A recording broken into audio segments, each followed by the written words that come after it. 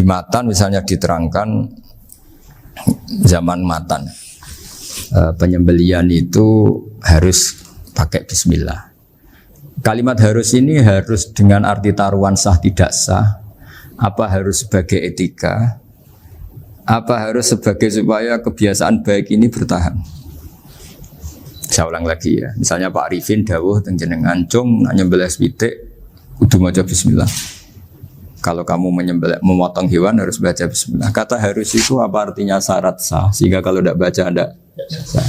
Apa keharusan dalam makna etikanya harus baca bismillah. Jadi urusannya hanya apa? Etika atau afdoliyah.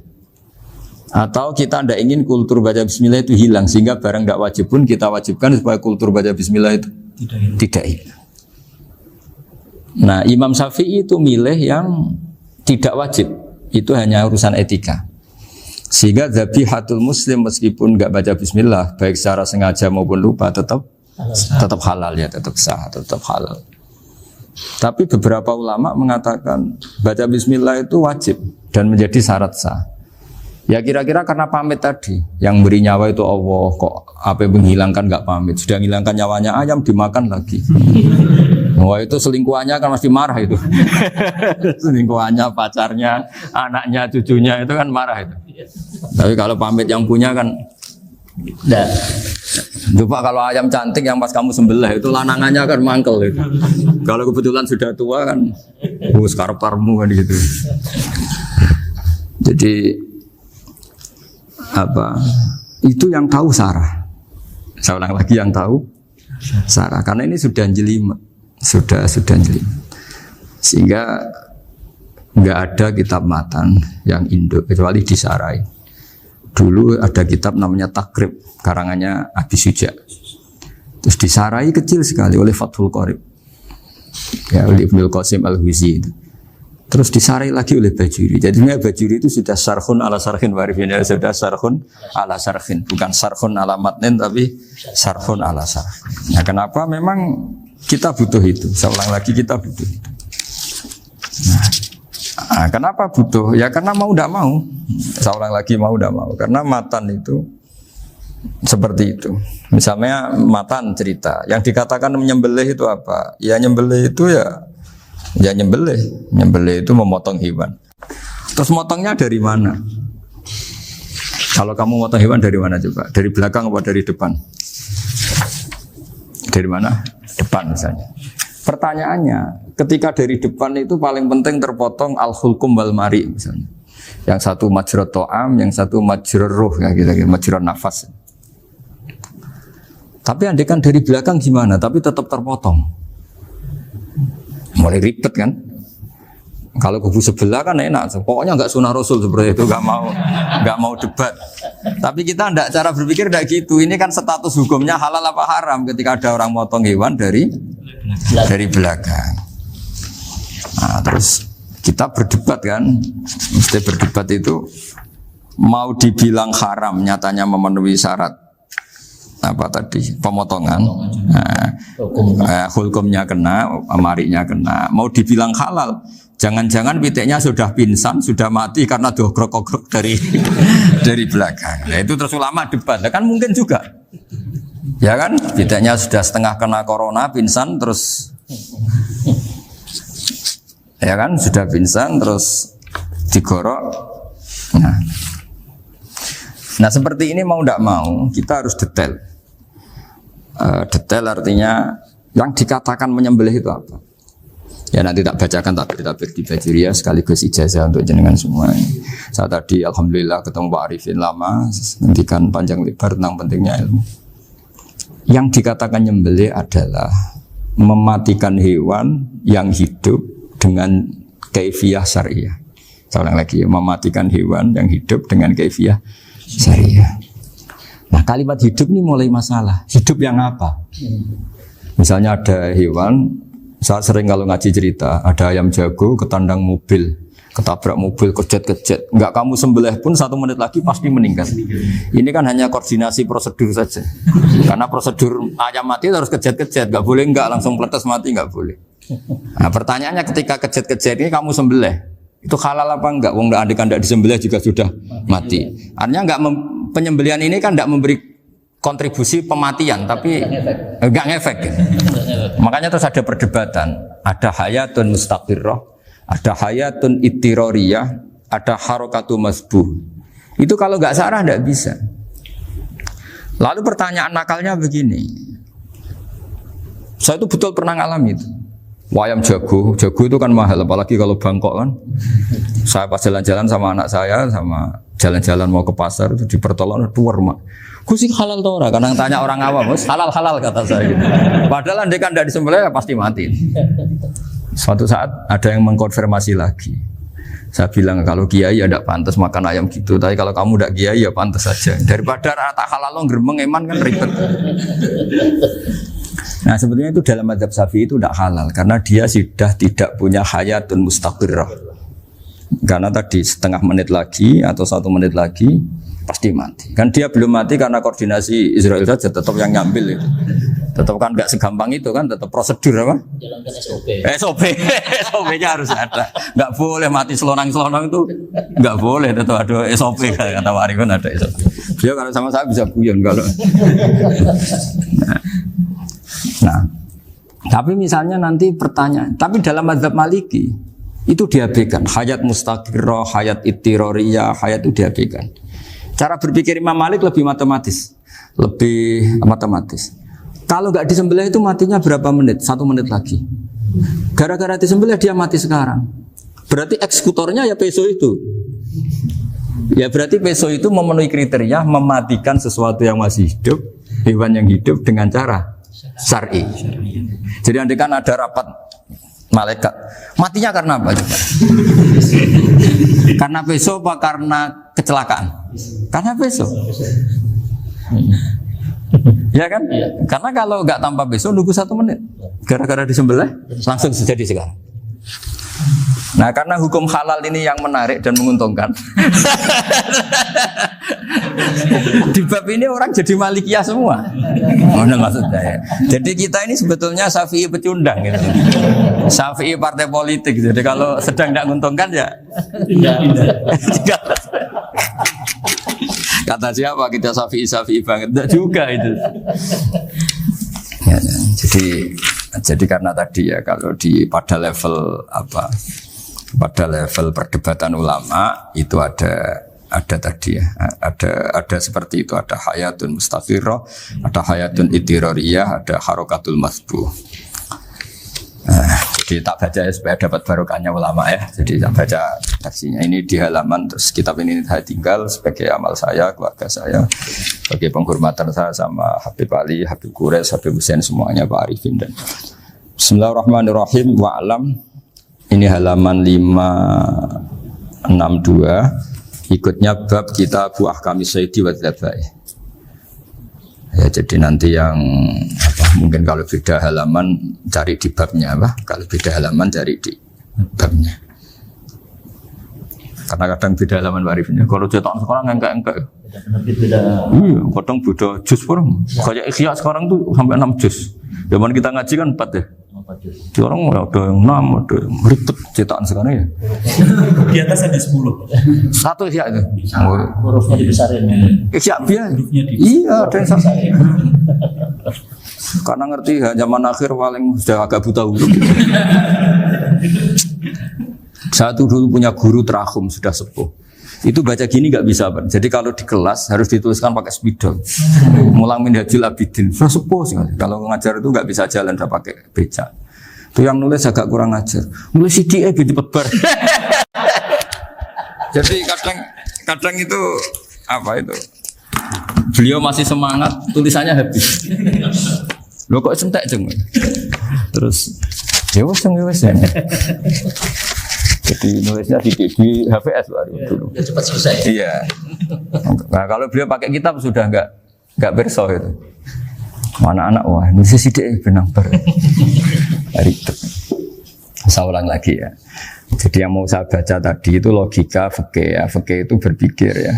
Di mana-mana namanya menyembelih itu dari hidup dimatikan dengan kaifiyah syariah.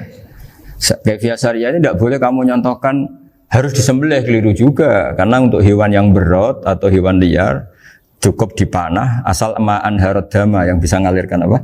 Darah. Jadi makanya saya umumkan bikefiatin syariah Pak Arifin kan tidak harus motong kan bentuknya. Kalau hewan liar kan atau sapi kurban liar kan, sapi kurban ucul liar kan boleh dipanah, boleh macam-macam. Nah kalau tembak bisa diperdebatkan karena ada unsur api Pak Arifin. Jadi bisa debat. Meskipun ada yang bilang boleh tapi bisa debat lagi kan? Karena ada unsur apa? Api Pak Arifin. Iya. Tapi ini saya cerita umumnya bikefiatin syariah. Nah karena kalimat hewan hidup, ada kalimat hidup. Hidup yang apa kan pertanyaannya? Hidup yang sudah kejet-kejet, misalnya sudah koma, udah kena corona, disentak istrinya, itu. Apalagi ayamnya menyaksikan pasangannya diselingkuhi, wah itu udah stroke itu dia. Nah itu. Makanya kalau orang suka macam-macam itu kayak ayam makanya itu. Saya baca ya. Bismillahirrahmanirrahim. Wa'lam annahu yujadu fi ibaratihim hayatun mustaqirrah, hayatun mustamirrah, harakatu mazbuh. Wa yuqalu aisyu mazbuhin. Wal farqu bainaha annal hayata al mustaqirrah yakunu ma'ha ibsarun bi ikhtiyarin wa nutqun bi ikhtiyarin wa harakatun ikhtiyariyah. Wal hayat al mustamirah ya allati tastamiru ila khurujir ruh minal jasad. Wa harakatul masbuh ya allati la yabqa maha ibsarun bi ikhtiyarin wala nutqun bi ikhtiyarin wala harakatu ikhtiyariyah. Bal yakun maha ibsar wa nutqun wa harakatun ibtirariyah ini. Wa ba'duhum farraqa bainahuma. Sampai saat terus ini. Jadi ini perbedaan-perbedaan pandangan ulama. Nah, Imam Malik itu mengabaikan semua istilah itu. Sing penting pas mbok sembelih iku kecelok urip, corong Jawa iku kecelok urip. Cek hayat mustaqirrah, cek ittirariyah, cek harakatu mazbuh, pokoknya kecelok urip. Ini kecelok urip bisa dibilang masih hidup. Karena kalau bisa dibilang masih hidup, kamu sembelih, tetap nanti rapat malaikat kira-kira gitu. Ini matinya karena apa? Karena kecelakaan. Oh, kalau kecelakaan 1 menit lagi matinya dong. Tapi kan matinya sekarang ya karena disembelih. Nah tadi saya bilang sebenarnya mazhab Syafi'i itu tidak seperti itu. Karena Imam Malik menghalalkan, biasanya penggemarnya lebih banyak di bab bangsa halal itu kan. Penggemarnya masih banyak. Tapi ya sudahlah, itu masih ahli sunnah karena salah satu dari mazhab. Tapi logikanya juga masuk. Jadi kita bukan sekedar taklid ke Imam Malik, tapi kalau kita ikhtiyat ikut Imam Syafi'i ya monggo, karena mungkin secara medis karena mengalami seperti itu mungkin tingkat kesehatannya apanya sudah ya sudah lah, yang penting makanya terus orang Jawa pinter nak PTE jago ya halal, nak cilik enggak lah. Itu kan ibarat perdebatan antara kepiting sama yuyu. Yang menghalalkan kepiting itu mengharamkan yuyu, tahu yuyu yang kecil di sawah ya. Tak tanya, kenapa yuyu halal? Karena amfibi Gus, bisa hidup di dua alam. Memangnya kepiting enggak? Oh beda. Ternyata beda maksudnya. Eman Gus kalau haram. Eman kan. Kalau yuyu haram kan enggak ngefek kan? Kecil. Ini mufti kok. Oh udah kadang halal, udah kadang makan selama ini. Iya selama ini udah kadang makan itu. Makanya banyak kiai yang mengharamkan kepiting sebetulnya, tapi minoritas kan? Minoritas. Tapi yang mengharamkan yuyu mayoritas, wong kecil aja. Jadi kita ribet ikut siapa? Gitu. Kata siapa? Ahli fikih gak mikir untung rugi. Makanya saya ini bingung, jadi saya ini kan kiai ya, kiai betul. Susah kadang jadi kiai. Sebagian guru saya itu mengharamkan kepiting. Nah kalau kayak dolan di daerah Juwono Mas Nafis daerah itu, penghormatan tertinggi santri itu kalau nyugoi kiainya kepiting karena itu makanan termahal. Bingung kan dia? Mau tidak makan itu kayaknya dipersiapkan betul Pak Ribun. Udah ada effort ya. Warna nyari yang mahal kan. Mau makan itu sebagian guru kita mengharamkan. Akhirnya ya ada darurat tadi. Makan sekadarnya. Kalau saya habis 3 pasti israf. Kalau habis 1 prosedur hormat yang nyugui. Itu susahnya jadi kiai. Kalau kamu kan tidak kiai, mumpung gratis. Enaknya gak jadi kiai kan itu Mas. Pertimbangannya mumpung gratis. Sudah gitu masih mun dibutuh mawon, makai dibutuh mawon. Oh digawa tenan. Tapi sebetulnya ada sisi naif dari yang bilang halal tadi. Ketika yang bilang hal naif itu versinya, tapi ya nggak apa-apa, semoga dimaafkan Allah. Naifnya tadi, tapi saya tidak tapi itu masalah khilafiyah ya. Semoga yang mengatakan halal juga benar, karena punya perhitungan iman tadi. Tapi yang bilang halal itu tak tanya, Yuyu itu halal apa haram? Lucunya jawab haram semua. Yuyu bahasa Indonesia nggak ada kayaknya. Nggak tahu juga saya apa. Yang penting paham tapi Yuyu yang kecil itu. Itu kalau diharamkan nggak ada yang protes ya? Nggak ada. Tapi kalau kepiting? Ini pakai model apa? Coba apa? Kalau alasannya amfibi, Yuyu sama kepiting sama enggak? Kalau alasannya amfibi, hidup di dua alam. Sama-sama. Sama-sama. Kenapa kepiting jadi halal? Sama. Lebih bernilai. Ini juga mufti model baru. Mungkin muftinya menghalalkan itu. Iya makanya. Kan jadi kayak tadi ayam jago tadi orangnya tak tanya akhirnya. Andekan yang kecelakaan itu ayam kecil. Kamu tanya saya enggak? Ya enggak, aku langsung tak buang. Kan langsung dibuang. Berhubung ayam besar. Eman kan. Tapi nurani aja sebetulnya protes. Nyembelih wis klekek-klekek. Kadang kan wis apa kejet-kejet itu sudah tunggu SOP cara Pak. Ya tapi apapun itu ini ilmu harus didengar ya supaya sampean tahu ya, ada hayat mustaqirroh, ada hayat mustamirroh, ada hayat ittiroriyah, paling enggak kita ngerti lah. Karena nanti di bab B, ya nyun sewu di bab apa? B. Itu ya nanti enggak sahnya karena apa? Tidak mutamawal. Misalnya saya punya utang sama Pak Arifin ayam jago. Tak bayar dengan jago yang mengalami kehidupan sudah seperti itu kan tidak sah. Meskipun itu hidup tapi sudah tidak hayat yang mustamirah, tidak normal. Jadi ilmu itu apapun tidak cocok kita karena beda mazhab misalnya, tetap sebagai apa? Ilmu. Jadi jangan pernah anti ilmu meskipun kita tidak cocok. Dulu saya itu heran sama Abu Hanifah karena membolehkan merujuk wakaf.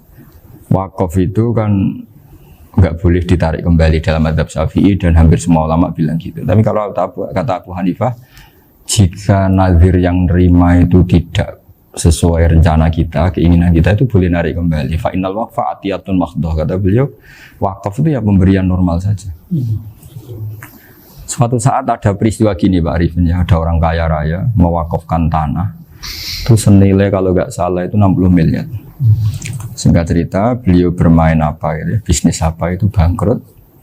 Kemudian itu belum disertifikatkan wakaf. Kemudian nggak ada yang disawang Coro Jowo, nggak ada yang dilihat, terus mau dibeli sama nyuwun sewu sampai yang mau beli yang mampu itu non muslim.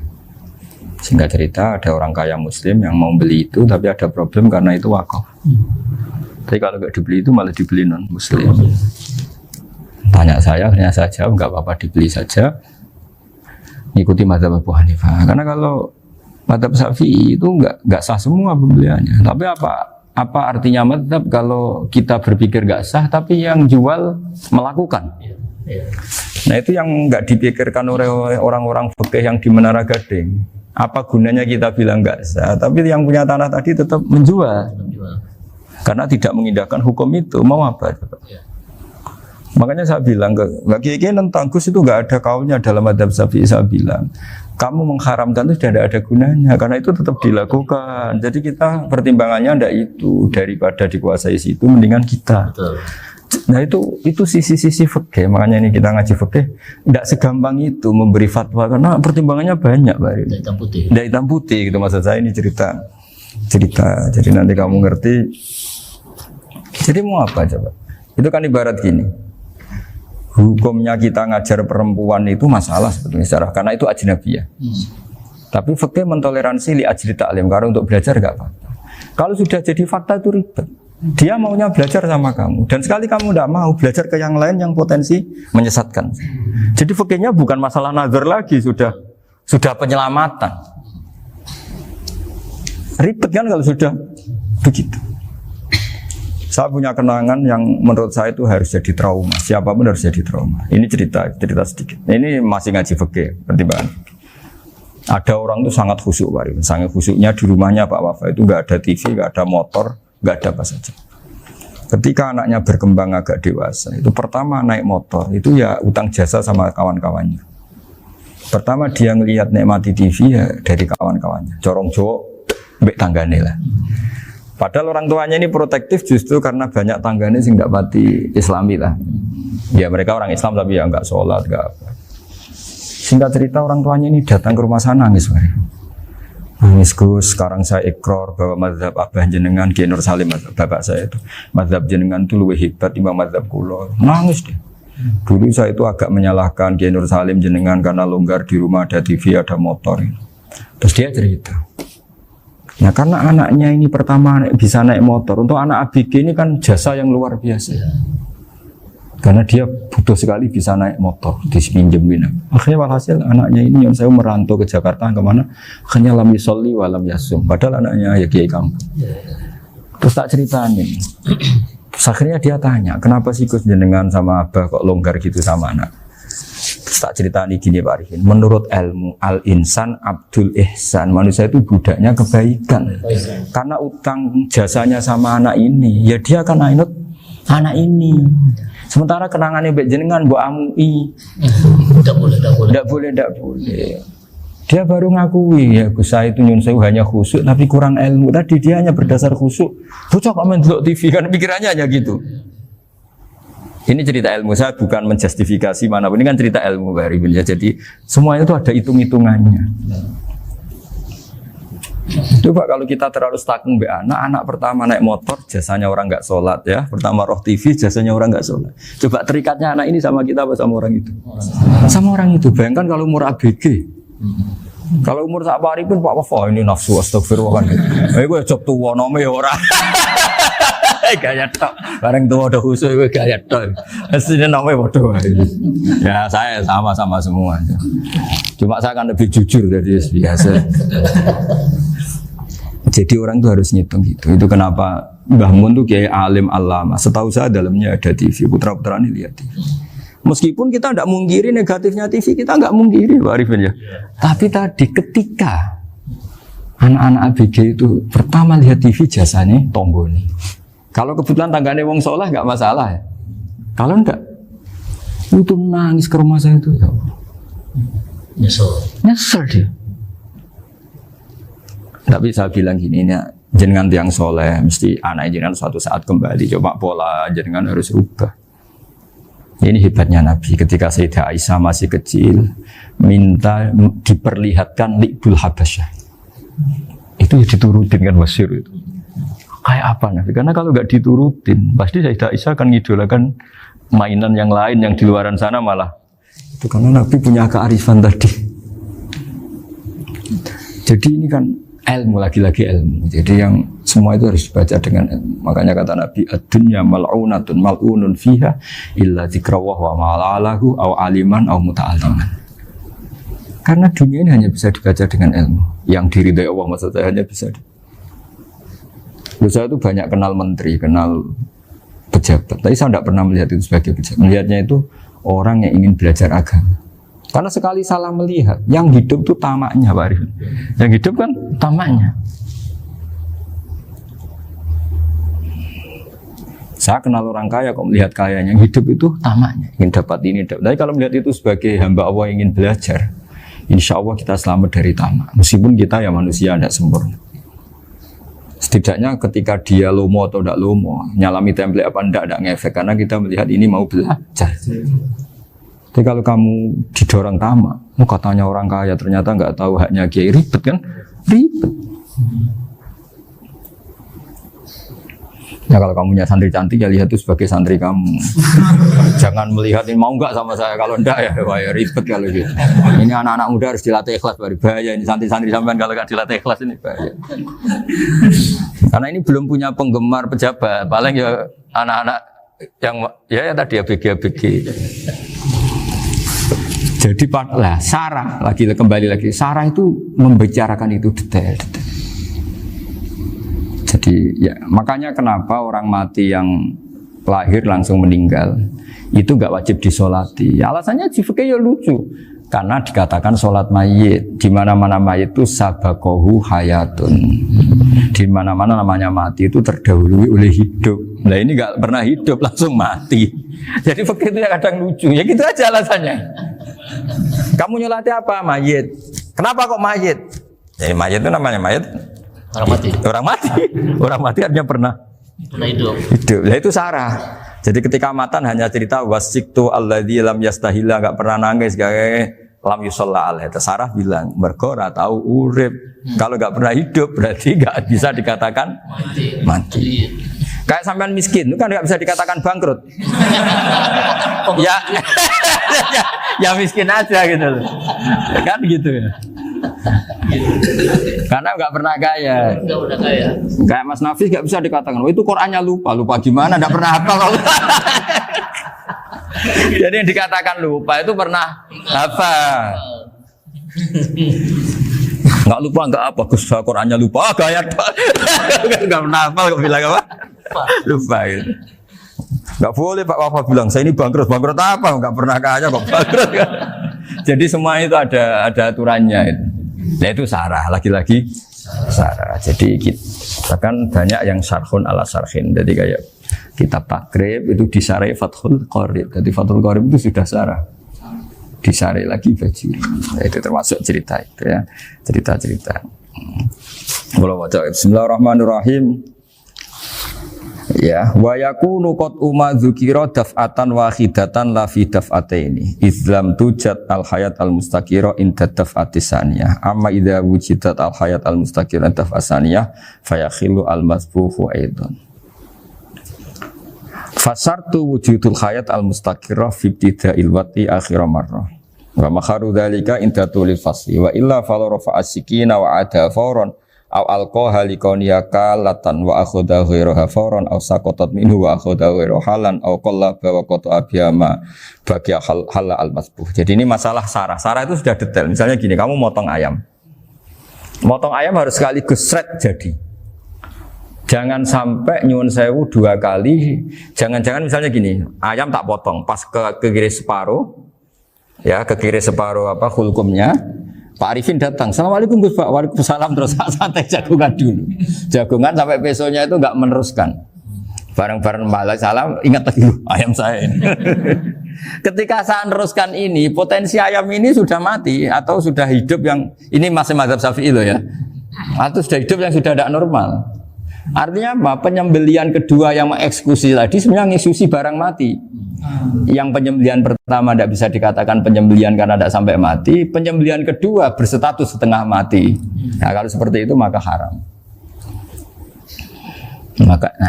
Kecuali itu dilakukan secara fauron. Fauron dicontohkan nyembelih ternyata pesunya kedul terus ngambil yang lain. Tapi fauron langsung atau terjatuh ngambil langsung. Ya itu boleh karena ditoleransi. Tapi kalau kalam ajnabi kata tadi omongan Pak Arifin, seperti Pak Arifin, alhamdulillah sih. Jaminan mau rawuh. Cari ayamnya asem mana? Ini harus sebar. Ini orang ngapur betul. Jadi, lah itu sarah. Bicara sampai detail itu sarah. Jadi ada sekian kemungkinan. Jadi termasuk yang diandaikan apa? Nah, hayat mustaqirah itu batasnya yakunu maha ibsorun biikhtiarin wa nutqun biikhtiarin wa harakatun ikhtiyariyah. Hayat mustaqirah itu kalau dia betok-betok itu ya karena karepnya.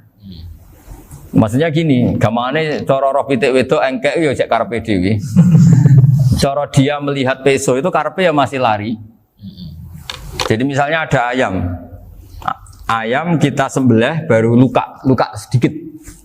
Belum sampai andaikan dibiarin ya mungkin suatu saat sembuh, luka. Terus melihat kamu lari ketakutan karena kamu dianggap gladiator, killer lah. Nah itu berarti punya hayat mustaqirah. Tapi sudah kalau kamu sembelih karek ngeriwit, roh kue serawedi, ya kan? Mau demo ya sudah nggak berkutik, ya dia berarti tidak punya hayat mustaqirah. Gitu.